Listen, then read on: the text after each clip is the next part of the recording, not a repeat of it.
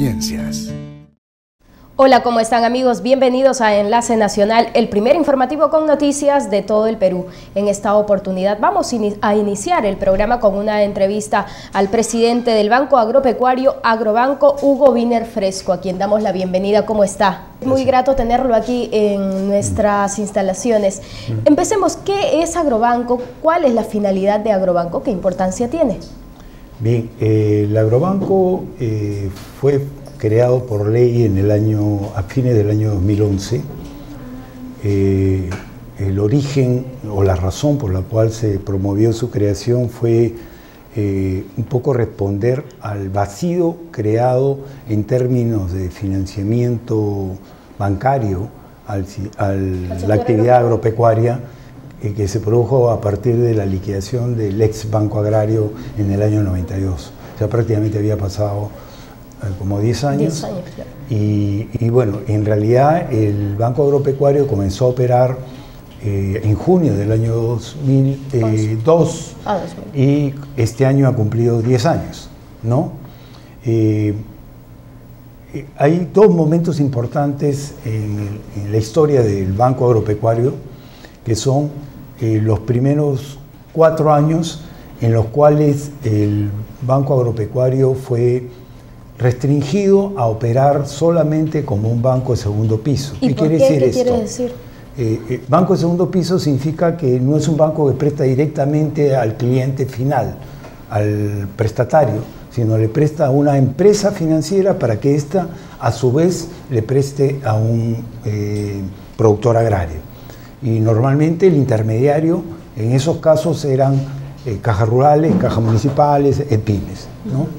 La idea ¿por qué se puso esta restricción? Es porque de alguna manera, como las circunstancias en las cuales fue cerrado el Banco Agrario en el año 92 había sido de una práctica quiebra del banco, entonces querían que no se repitiera esta historia y entonces quisieron ponerle algunos parámetros, algunas limitaciones. Pero a partir del año 2007 esta restricción se eliminó y desde entonces el Banco Agropecuario ya se ha convertido en un banco de primer piso. ¿Eso qué significa? Significa un banco que le presta directamente al pequeño agricultor. O sea, mantenemos una pequeña cantidad de fondos todavía colocados a través de estas entidades intermediarias con las cuales tenemos muy buenas relaciones y alentamos a que ellas continúen entrando con más fuerza al sector financiero, porque solo no lo puede hacer el agrobanco, pero crecientemente hemos ido tomando participación como proveedor de servicios financieros en el campo.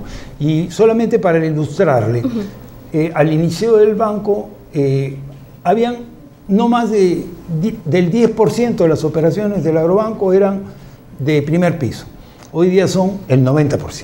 ¿No? Eso quiere decir que han crecido los créditos, digamos, a pequeños y medianos agricultores. Exactamente, ¿no es cierto? Porque han crecido, porque también ha crecido la cartera, pero también, como le digo, porque ya hay una relación directa. Sin embargo, existe una demanda de créditos insatisfecha y sobre todo del sector rural. ¿Por qué? ¿A qué se debe?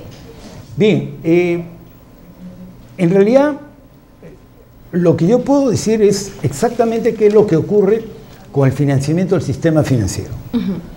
El sistema financiero supervisado.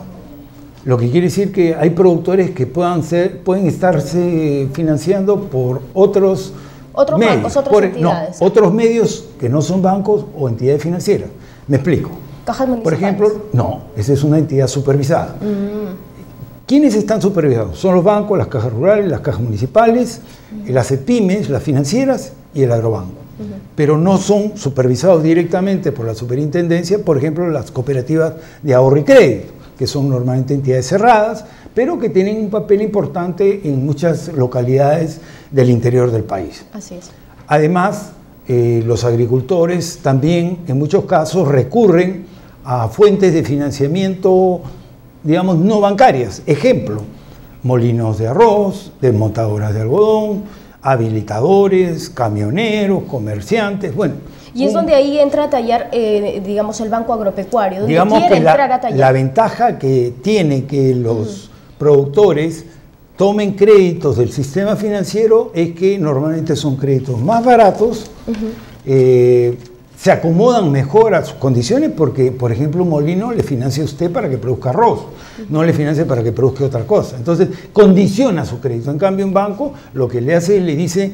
¿Cuánto es el interés del banco? ¿A cuánto presta, por ejemplo? Bueno, pero es variado porque, digamos, va desde créditos que pueden tener hasta una tasa de 23% hasta créditos que hoy día estamos colocando a 12%. El 23% en soles, ¿de cuánto hablaríamos? Por ejemplo, el pequeño agricultor necesita 20.000 soles, no sé, para tecnificación de riego, para mejoramiento de semillas. ¿Ese 23% representa eso o no? No, normalmente he puesto como referencia una tasa un poco más alta porque es la tasa que normalmente se usaba para las operaciones ordinarias que son, por ejemplo, yo quiero sembrar tal cultivo y entonces necesito comprar insumos, semilla, pagar trabajo, pagar... fertilizantes, ese tipo de cosas.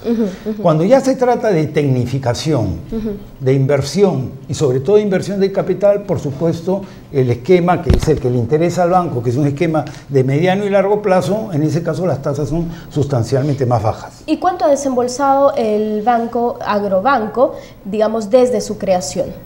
Bueno, desde su creación ha desembolsado... ¿Y a cuántos agricultores ha favorecido además? Bien. Una cosa de lo que he desembolsado, como usted sabe, hay clientes que son recurrentes, o sea, retornan al banco, ¿no? En el punto más alto hemos logrado, yo calculo que debemos haber atendido más o menos en el orden de unos 50.000 agricultores, ¿ya?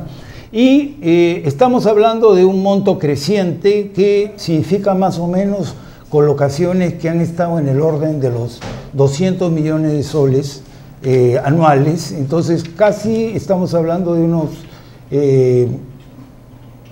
200 millones por 10. ¿Y en cuál región, digamos, ha hecho mayor desembolso? Por ejemplo, ¿qué regiones son las que solicitan mayor crédito del Agrobanco? Bueno, las que han tenido normalmente un papel más destacado han sido las zonas justamente de ceja de selva y con productos tipo café y cacao, ¿no? Esos han tenido un crecimiento más constante porque están mejor organizados, están mejor direccionados al mercado y en general han tenido años buenos. Ahora, en general nosotros estamos en todo el país y estamos en casi todos los cultivos importantes y relevantes. Pero contrariamente a lo que muchos piensan, nuestra presencia más activa es en la sierra y en la selva. Bien, vamos a seguir conversando con usted, pero tras la pausa, por favor. Ya volvemos.